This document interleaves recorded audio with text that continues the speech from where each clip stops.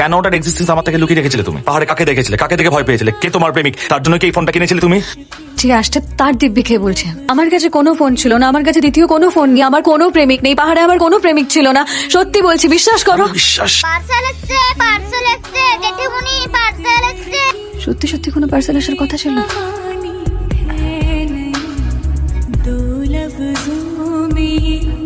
কি গুরু মশাই, ছাত্রীকে ফেলে পালিয়ে এলেন যে? না মানে এমনি আর কি। বললেন যে শিখতে গেলে সময় দিতে হবে, তাই সময় দিতে চলে এলাম। তাড়িয়ে দেবেন না আশা করি। না না থাকেন। তবে এক্ষেত্রে আমার বন্ধুর মতামতটা সব থেকে ইম্পর্টেন্ট। কি রে, কয়েকদিনের জন্য তো বরকে গুরুমশাই বানিয়ে নি, কি করবো বল? আমায় তো জানিস, শেখার ইচ্ছাটা একবার যখন মাথায় ঢুকেছে।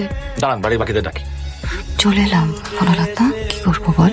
জানিস তো আমার মন বলে যাই যাই, আমার মন বলে যাই যাই।